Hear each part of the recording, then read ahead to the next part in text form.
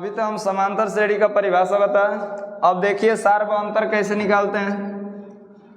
सार्व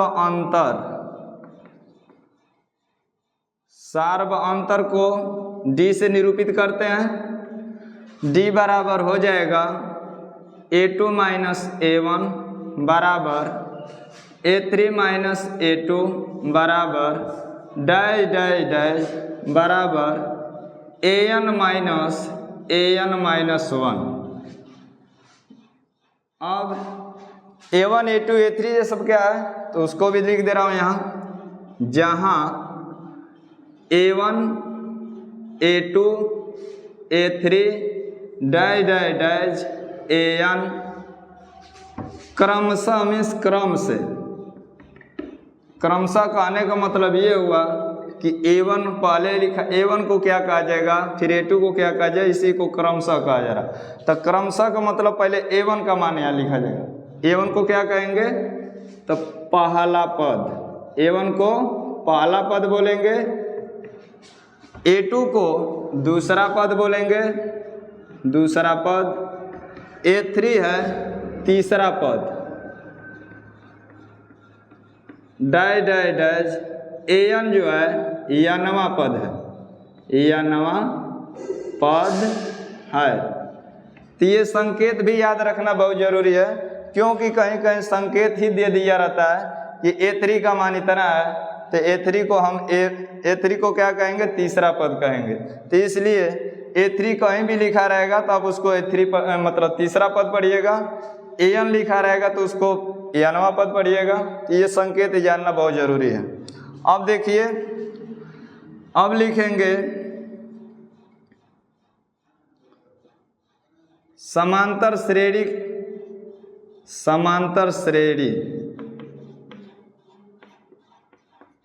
समांतर श्रेणी इसको बोलते हैं, चाहे सीधे पहले लिख लीजिए श्रेणी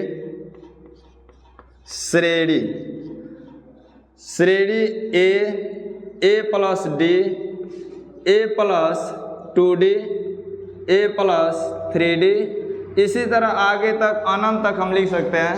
ये हमारा समांतर श्रेणी कहलाता है। समांतर श्रेणी अर्थात AP में है। इसको याद रखिएगा, कहीं कहीं 3 पद 4 पद निकालने के लिए कह देता है प्रश्न में, तो हम इस श्रेणी से भी मतलब कि उसको हल कर सकते हैं। ये समांतर श्रेणी में है, कैसे है ध्यान दीजिए। इसमें से इसको घटाएंगे तो A से कटेगा तो सार्व अंतर D आएगा। इसमें से इसको घटाएंगे तो A से कट जाएगा, 2D में से D घटाएंगे तो सार्व अंतर D आएगा। मतलब सार्व अंतर समान आ रहा है, तो ये हमारा समांतर श्रेणी में है। तो इसको भी फार्मूला के तौर पे याद रखिएगा। और यह नवा पद निकालना हो, समांतर श्रेणी का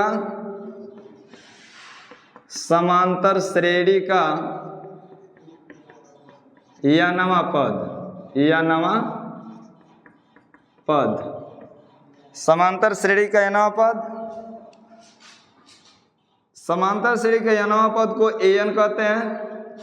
AN बराबर हो जाएगा A plus N minus 1 into D। समांतर श्रेणी का नवा पद को कहते हैं, नंबर वाइज कर दे रहा हूं। समांतर श्रेणी का नवा पद AN बराबर A plus N minus 1 into D होता है, जहां A बराबर प्रथम पद है। संकेत जानना बहुत जरूरी है। प्रथम पद A है, N बराबर पदों की संख्या है, पदों की संख्या, और D बराबर सार्व अंतर है, सार्व अंतर है। तो ये सभी का संकेत है, यहाँ लिख दिए, इसको भी ध्यान दीजिएगा। अब देखिए, n पदों का योगफल निकालने जा रहे हैं, सूत्र लिखने जा रहे हैं। चौथा नंबर पर लिख रहे हैं समांतर श्रेणी का, चाहे समांतर श्रेणी के लिख दीजिए, के n पदों का योगफल, योगफल लिखिए चाहे योग लिखिए, एक ही बात हुआ।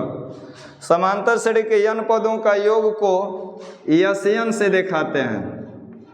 इसमें भी दो प्रकार के सूत्र हो जाएगा SN में भी। पहला देखिए SN बराबर हो जाएगा n बटा में 2 2a plus n minus 1 into D.